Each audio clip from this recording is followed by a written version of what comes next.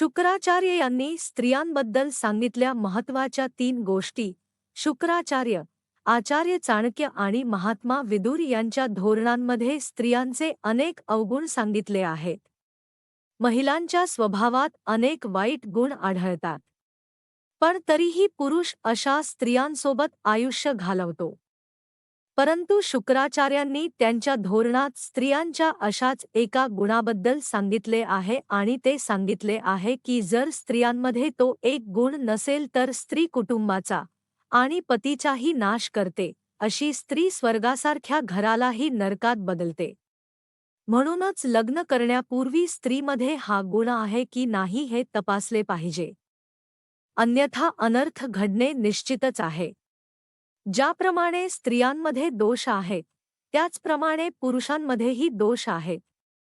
शुक्राचार्यांनी आपल्या धोरणात नीच पुरुषांचे अवगुण सांगितले आहेत आणि स्त्रियांना अशा पुरुषांपासून दूर राहण्याचा सल्ला दिला आहे. पण बहुतेक स्त्रिया स्वैच्छिक असतात आणि या गोष्टी स्वीकारून ते स्वतःच्या आपत्तीला आमंत्रण देतात आणि ती एका माणसाशी लग्न करते जो तिला मृत्यूच्या मार्गावर सोडून पळून जातो.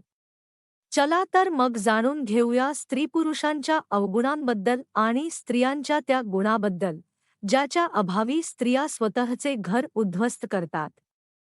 शुक्राचार्यांच्या मते स्त्रीने पतीशी एकनिष्ठ असले पाहिजे. तिने आपल्या पतीची आज्ञा पाळली पाहिजे. त्यामुळे तिचा नव्यावर विश्वास असायला हवा. जी स्त्री आज्ञाधारक नाही आणि प्रत्येक मुद्द्यावर आपल्या पतीवर संशय घेते, ती स्वतः कधीही आनंदी होऊ शकत नाही आणि तिचा पती कधीही आनंदी होऊ शकत नाही. त्या स्त्रीचा नवरा त्या स्त्रीवर नेहमी नाखुश असतो. जर एखाद्या स्त्रीमध्ये हा एक गुण असेल तर ती स्त्री श्रेष्ठ आहे आणि त्या स्त्रीचे जीवन आनंदी आहे.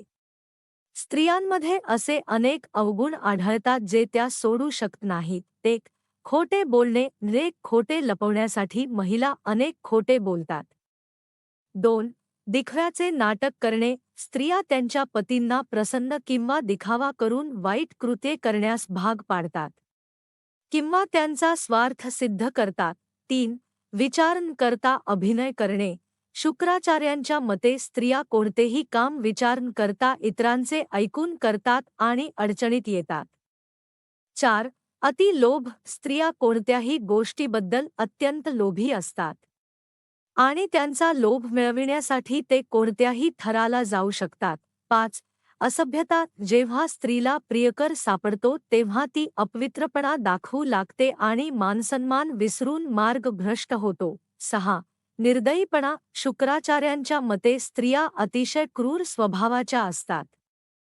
जर एखादी स्त्री एखाद्याचा द्वेष करते तर तिला फक्त त्याच्या मृत्यूची इच्छा असते. 7. अहंकार. जर एखाद्या स्त्रीला तिच्या दिसण्याचा अभिमान असेल तर ती संपूर्ण जगाला कुरूप मानते आणि स्वैच्छिक बनतो. ती शस्त्रे, शिक्षा आणि अपमानाला घाबरत नाही आणि ती स्वतःच्या मनाने करते.